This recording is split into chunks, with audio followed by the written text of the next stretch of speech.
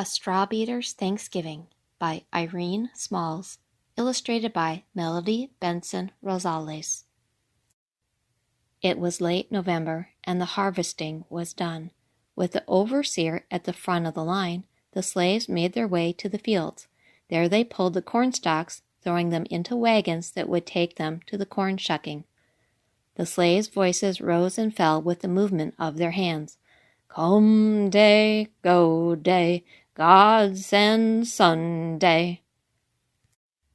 Jess, a young boy, and Sis Wiza, his mother, an older slave, were working the trash gang.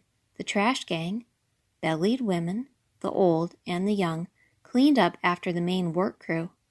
Sis Wiza uneasily pulled the loose bits of corn straw and beat them down into her basket. She glanced at Jess. My last baby has high ideas, she thought. Gonna be somebody, maybe head of the work gang, or someday see the freedom sunshine.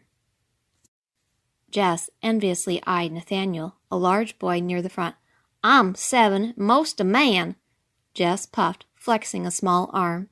Then he scampered back to his task, singing, Slip, shut, corn, little while, I say.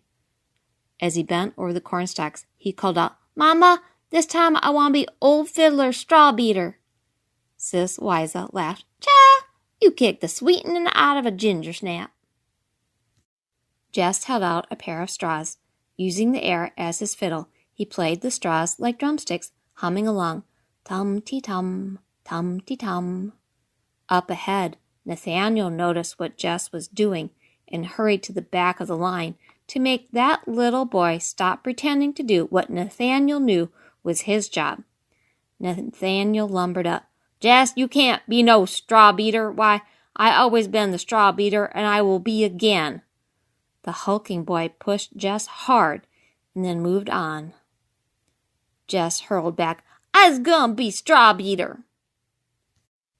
Jess went back to work before the overseer could see him dawdling. He looked up at his mother.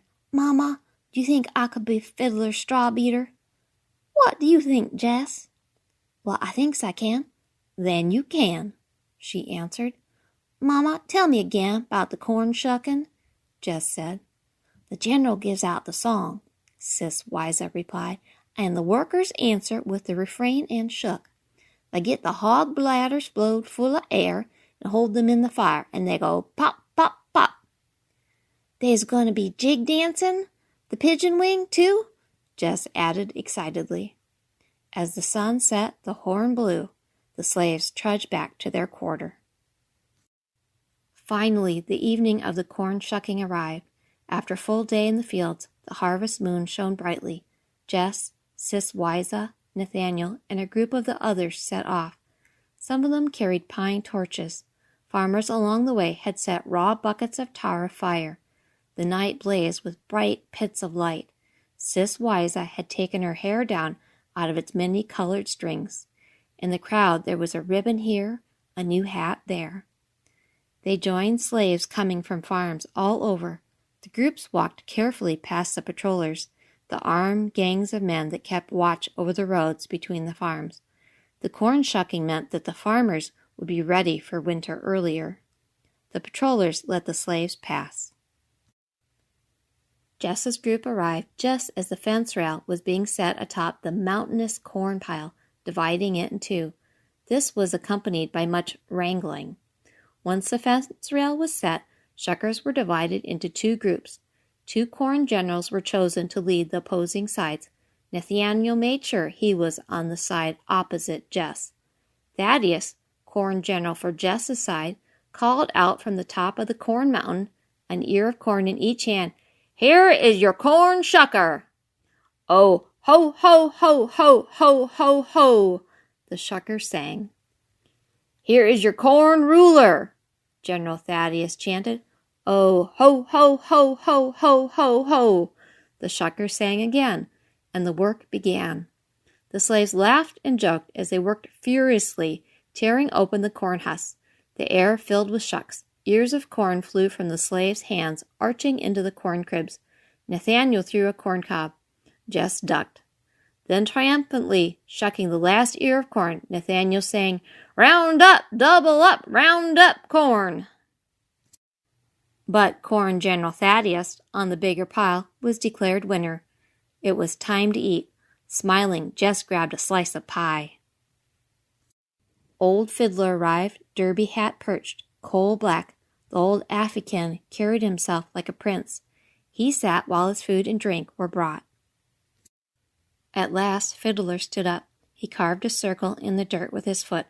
"The toughest wrestling boy will be Strawbeater tonight," he said. Nathaniel tossed down his coat. "I can fling any of you boys ter inches from the ground." Jess took a deep breath, clenched his fist, and entered the ring. Nathaniel laughed. He picked Jess up and flung him so hard, Sis Wiza gasped. Jess fell hard. He staggered up, his head sore. "I won't give up," he whispered. "Seeing how you so mannish," Nathaniel jeered, "I'll give you one more fall just to gives you the satisfaction." He took hold of Jess and flung him clean over his shoulder. Jess fell hard again. He staggered up, grunting, "Oh!" But then he whispered, "I won't give up. I will be Strawbeater." He grabbed hold of Nathaniel and wouldn't let go. Nathaniel jerked and twisted, but Jess held on. No matter how Nathaniel pushed and pulled, he couldn't break Jess's grip. Jess held on, and he held out. Finally, someone in the crowd yelled, "Can we get to the dancing?" Fiddler grinned and said, "Strawbeater, Jess, let's the jig begin." A skyrocket was thrown. "I jarred him!" Nathaniel protested as everyone marched toward the dance. Those who could not get seats for the dancing took their stand outside, peeping in the door and through the cabin's logs. Jess held out his straws and beat on the fiddle. Tum-ti-tum, tum-ti-tum. Fiddler called out, "Gentleman to the right. He carries a broad row, weeds out everything. Hoes the corn, digs the taters. Molly, see how she shakes herself." Sis Wiza had joined the ladies quilting. The dance over, Jess ran to his mother. "Mama, I was Strawbeater." "What a blessing, Strawbeater Jess," Sis Wiza said, tenderly touching his face. Sis Wiza, Jess, Nathaniel, and the other slaves from their farm started the walk home. A voice rang out, "Run, slave, run! The patroller's gonna get you!" Jess's eyes were nearly shut. Sis Wiza gently hiked her man-child onto her back. As Sis Wiza entered the slave quarter with the others, the sun was rising. Jess mumbled, "Mama, I was Strawbeater." As she put Jess to bed, Sis Wiza sang, "My heart leaps in my chest when I see Strawbeater Jess." Author's note: this story is based on slave narratives describing corn shuckings, which celebrated the harvest and were usually held in late November. Shucks were the principal source of food for cattle during the winter and were used by slaves in making toys, dolls, and straw hats, as stuffing for bedding, as wicks for lamps, and for medicine. A strawbeater is a musician who stands behind the fiddler, reaches around his left shoulder, and beats on the strings while the fiddle is being played, in the manner of a snare drum. To a Strawbeater, Louise Godfrey McNeil, who taught me, I love you, black child, I.S. To my mother, for just being there, and for Bruce and Charlotte Nesbitt, thank you for helping to make it happen, M.B.R.